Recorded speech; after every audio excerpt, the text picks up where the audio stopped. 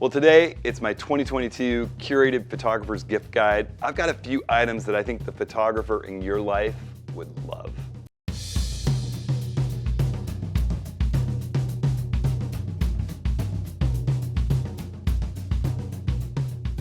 Well, hey everyone, it's Hudson, and it's that time of year again. It's the gift-giving season, and every year it's become kind of a tradition. I talk to all the other photographers that I work with and all the people that I'm out on workshops with, and I go through all the stuff that's out there, and I think about a little curated list of gifts that the photographer in your life might really appreciate. Or you might want to show, a loved one of your own this video or something from it for yourself, or heck, just go out and buy yourself a gift. So I've got a little curated list of stuff. A lot of it is actually under $100. There's a few things that tip over that $1,000 scale. I'll leave those more towards the end. We'll talk about some of the more affordable things first. And some are as great as books, which I don't know, if you're not looking through photo books, you're missing a great opportunity to advance your own craft. And I've got some kind of some teaching books as well as just some inspirational photo books,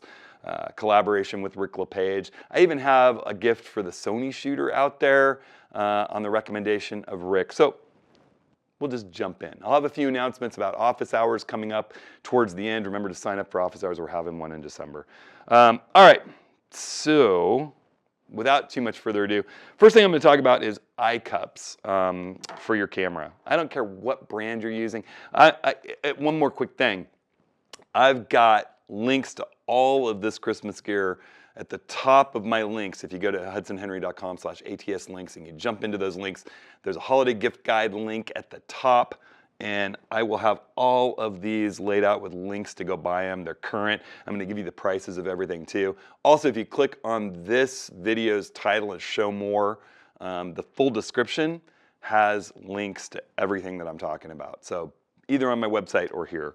And those links help me out, and I really, really appreciate it when you all use them. So, an EyeCup. I just love having an EyeCup to just shield the rest of the stray light and everything else from view when you're shooting with the camera. I've long advocated putting them on the Nikon Z cameras, and prior to that, my DSLRs. It's so simple on the early Z cameras to just pop that little guy off. It's not at all difficult on the Nikon Z9. It took a while for aftermarket EyeCups to become available for the Z9. I actually originally put out a hack video for Z9 users on how to sort of put one from the early Z cameras together with the EyeCup that came with the camera.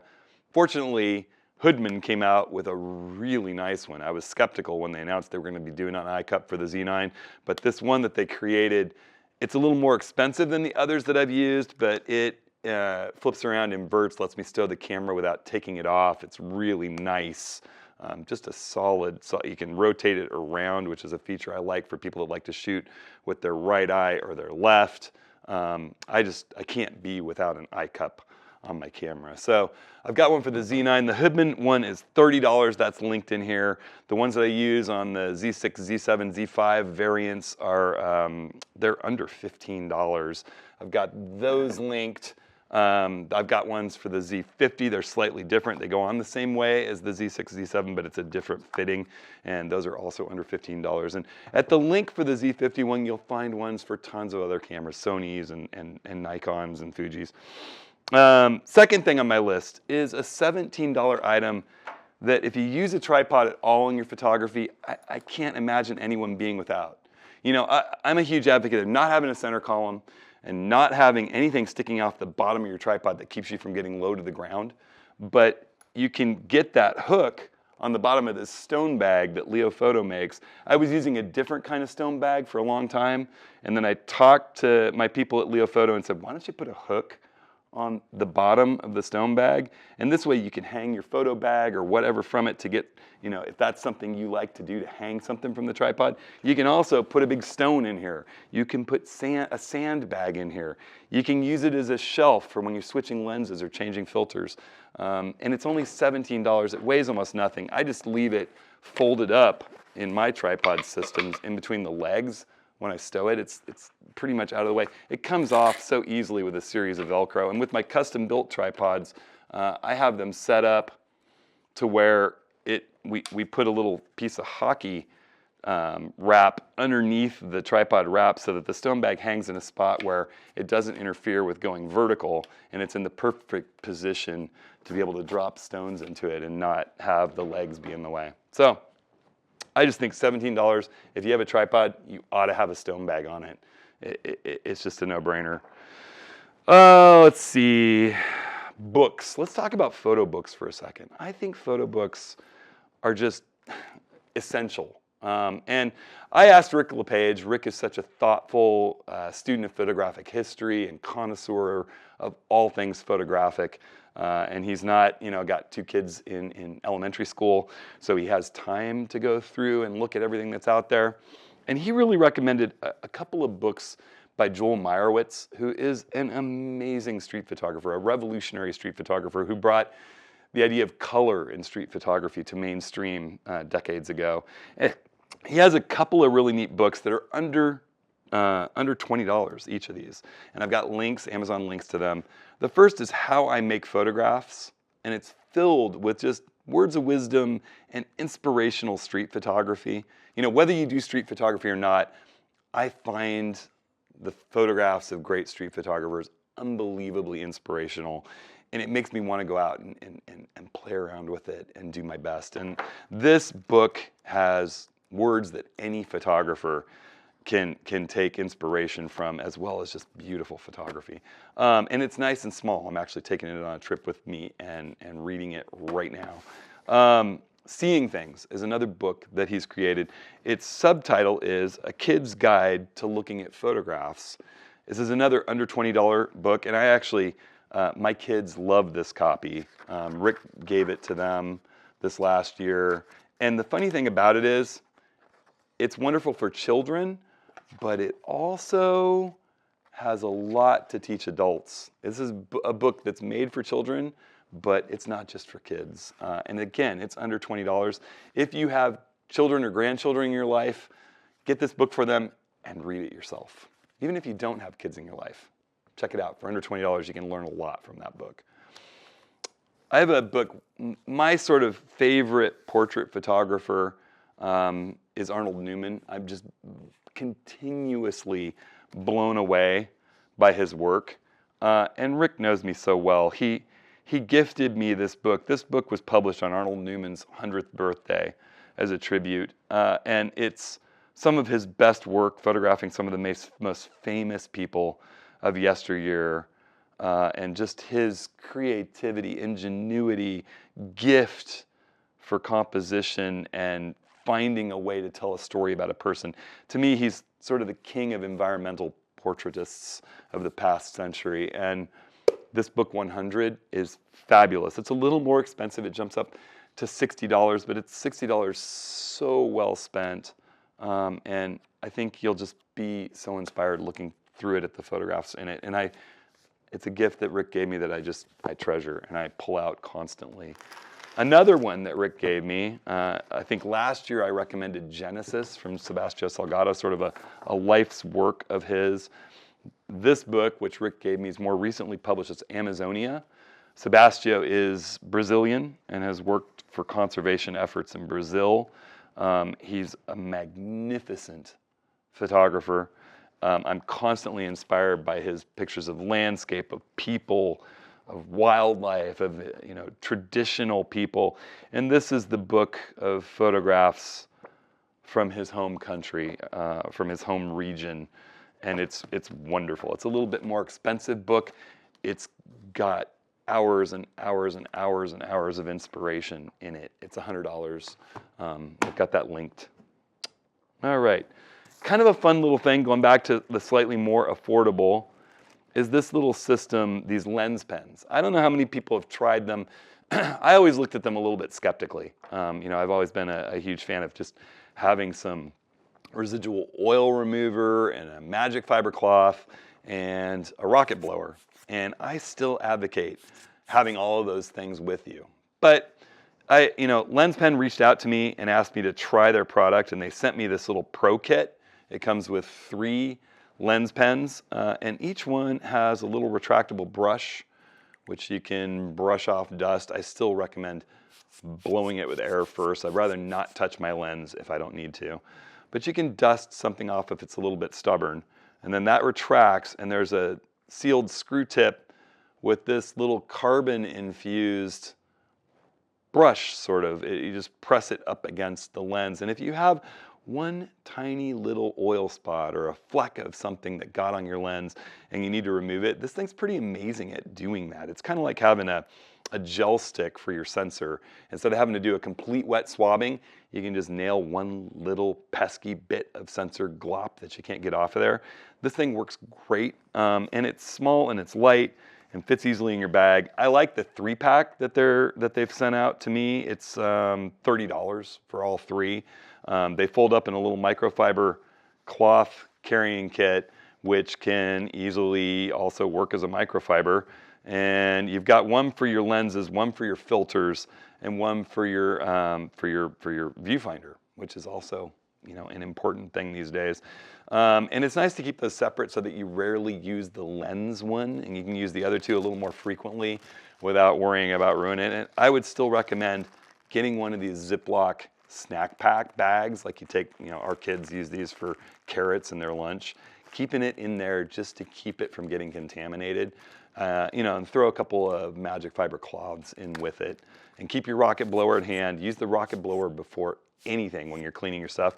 But for 30 bucks, this is a nice little way to just get one pesky thing off your lens without flooding it with cleaning solution and wiping the whole thing. That's always nerve-wracking. All right. So next up, some gloves. I've had a number of people asking me about shooting in the cold.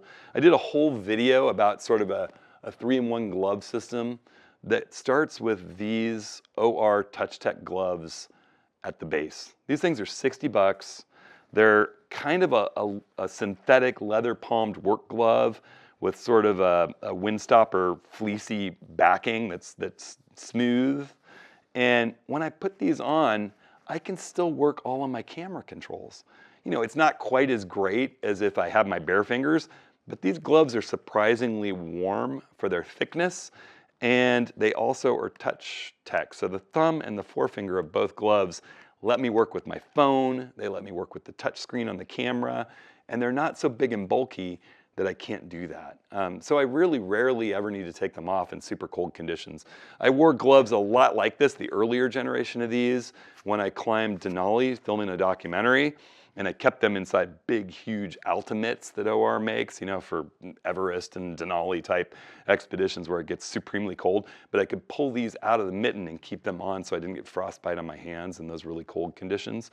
I still do essentially the same thing when I'm out photographing. I have a waterproof mitten that goes over the top, or a down mitten for really cold conditions that goes over the top. I have all those in an ATS video. Maybe I'll link it with the gloves down below in the show more part of this video. These 60 bucks keeps your hands way more comfortable when you're out working. I don't go in cold conditions without those.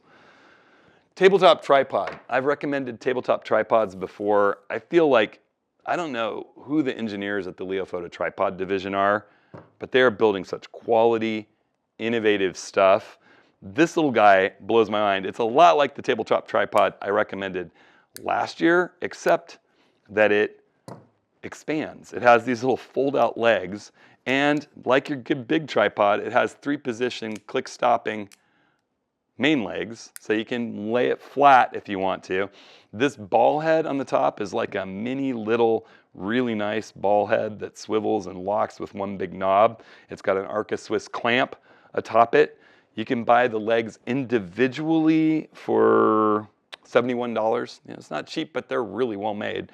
And you can buy the kit together for $125. It's a really great little tabletop system. I use it a ton. And for those of you who might be consider vlogging, you know, I did a little video on the Nikon Z30 that's going to release next week while I'm away with family on holiday. And this can work as a handle, and then at the same time you can deploy it as a tripod if you're filming yourself. So pretty cool little setup. Oh, and if you buy the kit with both, you get this nice little neoprene case that it fits inside, and you can throw into your backpack or whatever. It's a pretty nice little, it's kind of shaped like a bike seat, small. So pretty cool little setup. A mouse. It's funny, I haven't put this in the kit before, but I have been using Logitech's MX Master mice since the first one. I had the MX Master, I had a 2, and now I have the new 3S, which is actually over on my studio. I use this older one with me on the road. I have 3 of them. It's crazy because you can actually use this mouse with 3 different devices. But I just love the fact that the new one's USB-C, the MX Master 3S, so I don't have to have another cord with me when I'm traveling. But this mouse has horizontal scroll wheel on your thumb, a vertical scroll wheel on the front. It's got a right and left button. The whole thumb, when you are on this nice little rest and you press down, will open up your multiple desktop views so you can choose which desktop to work on, whether you're on Mac or PC. All the shortcuts are dialed in for both PC and Mac. I move back and forth seamlessly with this mouse, and it's just way more precise. It's my favorite mouse I have ever used. It is 99 bucks, so we're breaking into the $100 bracket here. Leveling adapter. Speaking of the $99 range. So I used to recommend for the systematic tripods and bowl heads, for people that, like me, that love fluid heads, the sort of beneath the tripod handle bowl, half bowl leveling adapter. They're kind of clunky to use. It lets you only hold the tripod with one hand, the head with one hand while you're leveling. And they stick out from beneath, which keep you off the ground, sort of like a center column. They weren't as long as a center column, but still kind of annoying. And then LEOFOTO, once again, there are some other people who've made sort of similar leveling adapters, but no one's made one quite as innovative. LEOFOTO came out with one, and when you mate it with their systematic tripod, like I use for my fluid head system, it has a locking pin that won't let it come out even if it comes loose. And their sort of camming system on their tripod lets you just rotate around and lock it. And you have this little collar that you can loosen, and all of a sudden you get 30 degrees of tilt. You get 15 degrees in each direction. And you can slowly tighten it so that you get sort of a little resistance and it won't move on you. And you know what I find is I get it, it's got a nice big bubble level on the side. You get it level, turn it just slightly while you have both hands on there. You can use your pinky and then just reach down and lock it. Simple as can be. It's light, it's easy. And the thing I love even more, it has 3 little set screws that drive up into the base of the head. So if you loosen those set screws, you can just lightly snug your tripod head on top of it without over torquing its pan mechanism. Cinch those little set screws up into the base of it, snug with just finger tight, and suddenly you're locked rock solid without ever worrying about your head coming loose. It's just a really nice system. The universal one that threads onto the top of a flat plate top tripod or a center column tripod is $99. This systematic one, the LB75S, is $109. It's $10 more.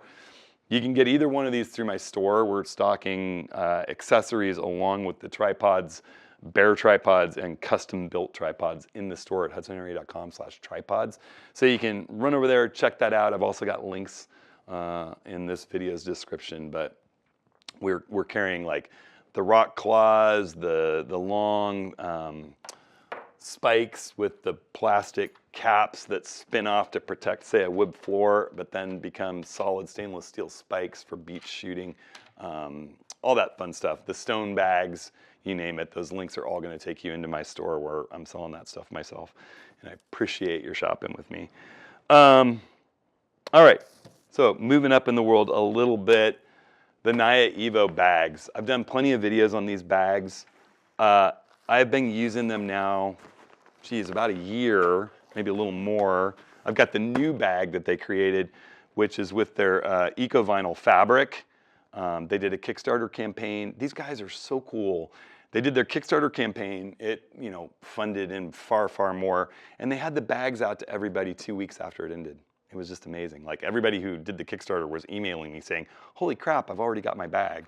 And these bags, this eco-vinyl is all made out of recycled fishing nets. It's still heavily water resistant, but it isn't using the kind of chemicals that are harmful to the environment. These guys are working on going sustainable. They're in Europe. They're the 2 nicest photo equipment company people that I've worked with yet. I just adore working with them. And their bags are so well designed. I mean, stand up really easily on their own. I love that the 60 has this built-in dry bag roll top that's completely separate and like kayak grade dry bag that you can put, you know, wet gear, say it's raining and you get wet stuff and you want to keep it separate from your camera gear, but that just disappears out of sight when you don't want to use it. The front of the bag expands out large enough that I can drop a drone in if I open it. When it's all rolled up, it's more like a 40-liter bag, but when it expands out, it becomes like a 60-liter bag. It's got hydration bladder, laptop pocket, water bottle pockets, the access. I've done whole videos about it. Never have I used a more comfortable, better designed, better laid out bag for photography. I love how the top compartment has a removable separation liner that keeps your stuff in the top from ever intermingling with the removable camera insert inside. They're amazing. I love the 60C. That is my bag. I have a number of friends that have it. One nice thing with the 60C is it has a 3-position adjustable setup for the torso length from the waist harness to the shoulder straps. They also sell the 36 that's back there on my desk behind me, the blue bag. It's wonderful too. It doesn't have the adjustable shoulder harness. It doesn't expand out horizontally, you know, to go wider with more volume, and it doesn't have the roll top on top. Otherwise, it's a very, very similar bag. They're both wonderful. So, you know, jump over to my links. Those bags are great. I have separate links for people in Europe from people outside Europe. And I love supporting those guys. They are wonderful. All right, so I have a recommendation for anybody who wants a second camera, and people poo-poo me, but I'm serious about it. And I also think it's a fantastic recommendation for that person who's interested in photography in your life and wants to get into it but doesn't have a camera, and it remains the Nikon Z50. I find myself using this camera so much still. It's kind of shocking. This little guy is a great, great camera. Now it can't compete with the Z7. It can't compete for low light with the Z6. It can't compete for image quality with the Z7 or the Z9. It can't quite compete with image tracking and some of the things the Z9 does, but at what fraction of a cost? And for someone just getting into photography or someone who wants a lightweight little system to carry around, these two lenses, the kit lenses for this camera, the 16-50 and the 50-250, are shockingly good. They're made to go with this camera. It has as many controls and function buttons just about as the Z6 and Z7. It has user setting on the mode dial that you can program this thing to be like 3 different cameras or 4 different cameras if you use all 3 user modes. It does a great job. I've used it on trips where it's the only camera I've taken, and having a 16-250 focal range on DX is the same as 24-375. I mean, it's not exactly the same, but it gives you that frame filling ability at distance and the wide angle ability to capture, you know, the degree of view as a full frame from 24-375. It's pretty darn cool. Very, very durable. Just a great, great little system. And I've recommended this to multiple new photographers who are getting excited and wanting to expand beyond their phone, and not a one of them has been disappointed with it. I've recommended it to multiple people who have a Z9 as a second camera, and they're like, wow, it's pretty amazing. It's a great, great camera. If you buy just the body, it's $850. If you buy it with just the 16-50, so the equivalent of a 24-75, it's $997, certainly worth it. These lenses also have built-in vibration reduction. The one thing I wish this body had was in-body image stabilization. It doesn't. So adding these lenses, the kit lenses that have vibration reduction, is great. If you buy it with both the 16-50 and the 50-250, Amazon has a deal right now for $1180. It's a little more, just a little more expensive at B&H. I'm putting links to both, but the Amazon deal is pretty sweet. I mean, that's pretty crazy. And that's the thing, you know, people are always asking me about, well, you know, if I'm on a budget and I buy the Z5, and I say, well, if you need glass to cover a full frame, it's going to cost so much more money. The Z50, you can get the glass, great glass, for so much cheaper. And then, you know, related, Viltrox sent me a lens for review, and I haven't gotten around to doing the full review yet, but I'll stump for it right here. You know, they sent me a long time ago a 35 1.8, and I offered to send it back. It just wasn't very sharp, in my opinion. Then they sent me, and it was a full frame lens. Then they sent me this DX 13 millimeter 1.4. It is not that big for a 1.4. It's got a lot of metal in its construction. It feels extremely well made. It's got a metal hood that comes with it. It's 1.4. I've used it in all kinds of conditions and found it to be ludicrously sharp. It's great for video. It's a really, really nice little lens, and it opens up the world of a 20 millimeter look on a wider angle look for those of you with the Z50 or the ZFC or the new Z30. If you're vlogging, it's a great vlogging lens. It doesn't have the built-in vibration reduction, but at 13, if you're careful, there's not that much room for shake. The wider angle you get, the less of a problem that is. So it's $429. I consider that a pretty sweet deal. And while we're on the lens discussion, my good buddy Rick LePage, who works with me and teaches workshops with me, he's a Sony Alpha, he's an A1 shooter, and he has really, really fallen in love with an affordable G lens, and it's the 20-1.8, the FE 20-1.8G at $898. It's not super cheap, but it's not stratospheric either, and he's found it to be great with a star tracker for Milky Way work, much like the Nikon 20 millimeter 1.8 that I'm filming this with on the Z30 right now. It's a great, great lens. So I'm putting a link to that. My case filters. I've been advocating these for a while. I know a lot of you have switched to them. For those who haven't, the simplicity of having, here's my neutral night filter. I have 6 filters and an adapter ring in this little case right here.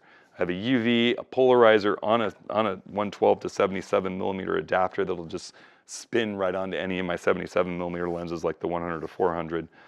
The 3, 6, and 10 stop neutral density filters and the neutral night filter all in this little case.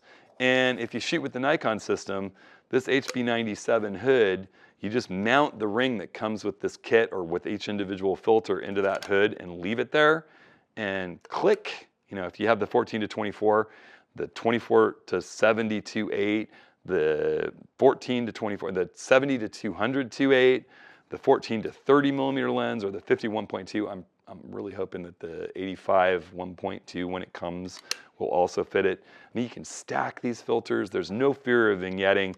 It makes using the filters so simple.